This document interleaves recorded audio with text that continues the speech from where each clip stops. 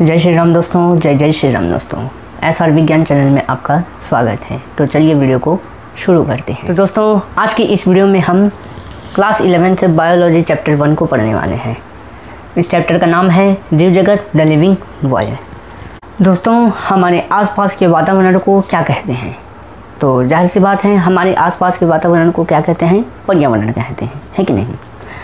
अब उस पर्यावरण में मतलब जितने भी हमारे वातावरण हैं, आसपास जितने भी चीज़ें हैं, वस्तुएं हैं, उनमें 3 प्रकार की वस्तुएं विद्यमान होते हैं। पहला है सजीव या जीव, दूसरा है निर्जीव,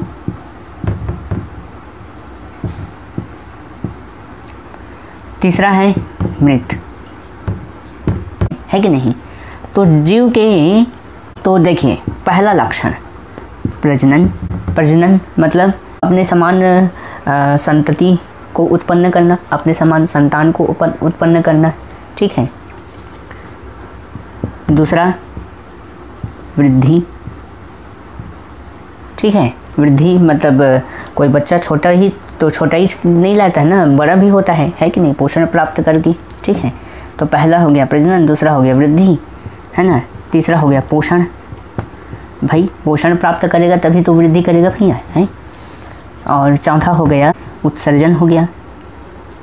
अब अपना पेट में जो खा रहा है तो अपशिष्ट पदार्थ भी बन रहा है, उसको भी बाहर निकालने के लिए उत्सर्जन होना चाहिए उसमें, है कि नहीं। पांचवा श्वसन। भाई श्वसन जब करेगा तभी तो जिंदा रहेगा, नहीं तो मर जाएगा। सांस लेगा तभी तो जिंदा रहेगा ना, ठीक है। तो ये 5 प्रकार के लक्षण हैं जो सजीव मतलब जीव जंतु पेड़ पौधे में पाया जाता है, ठीक है।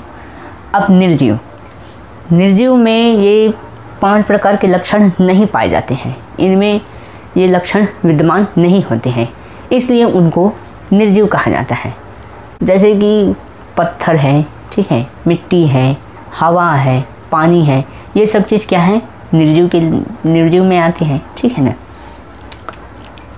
अब मृत मतलब मरा हुआ, मृत मतलब मरना या मरा हुआ। मृत मतलब क्या हो गया? मर जाना। देखिए ये जो जीव है ना, एक समय तक ही जीवित रहना है, फिर उसके बाद क्या हो जाता है? वो मर जाता है। जीवन से लेकर मृत्यु तक की जो ज़िंदगी में जो जीता है उसको जीवन अवधि कहते हैं। उस जीवन अवधि जब समाप्त हो जाती है तो मृत हो जाता है, जैसे कि कंकाल है और जैसे कि लकड़ी है। दोस्तों हमने परिचय देख लिया है। दोस्तों विज्ञान जो होता है 2 प्रकार का होता है, एक है प्रकृति विज्ञान, ठीक है, और एक है सामाजिक विज्ञान। प्राकृतिक विज्ञान में प्रकृति प्रदत्त वस्तुओं का अध्ययन करते हैं, ठीक है, उसमें होने वाले परिवर्तन का अध्ययन करते हैं। और सामाजिक विज्ञान में हम मानव से संबंधित विचारधारा के बारे में जानते हैं। दोस्तों आपने परिचय तो देख ही लिया है, अब हम जीव विज्ञान की शाखा के बारे में जानते हैं। तो जीव विज्ञान की शाखाएं 2 हैं।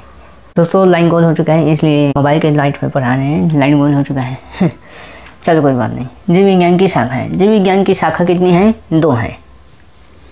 पहला जंतु विज्ञान और दूसरा है वनस्पति विज्ञान। जंतु विज्ञान जूलॉजी, वनस्पति विज्ञान बॉटनी। वैज्ञानिकों ने पूरे दुनिया में 12 लाख प्रकार की जातियां हैं। अब ये 12 लाख जातियां किसकी हैं? जंतु विज्ञान की, मतलब जंतुओं की, जीव जंतुओं की 12 लाख प्रकार की जातियां खोजी जा चुकी हैं लगभग।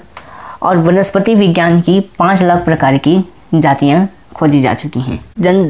जंतु विज्ञान जो है वो ग्रीक भाषा के जून और लोगोस नाम से बना है। मतलब जून का अर्थ है जंतु, लोगोस का अर्थ है अध्ययन करना।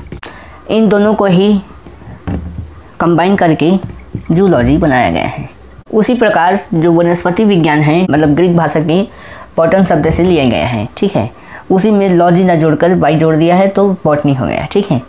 तो इसी प्रकार से तो वनस्पति विज्ञान को बॉटनी कहते हैं और जंतु विज्ञान को जूलॉजी कहते हैं। ध्यान दीजिए कि ये जो 12 लाख जातियाँ हैं जंतु के और 5 लाख जातियाँ हैं वनस्पति के, इतने सारे जंतु पेड़ पौधे हैं, इनका अध्ययन करना बहुत ही ज़्यादा कठिन है। इसी की सुविधा के लिए जीव विज्ञान की और कई शाखाएं हैं। अब उन शाखाओं के बारे में मैं पूरा नहीं बता सकता डिटेल में, ठीक है। जितने भी शाखा हैं उनका नाम मैंने डिस्क्रिप्शन में दे दिया है, आप चेक कर लीजिए। आशा करता हूँ दोस्तों यह वीडियो आपको पसंद आया होगा। मिलते हैं पार्ट 2 के साथ, तब तक के लिए जय श्री राम, जय जय श्री राम।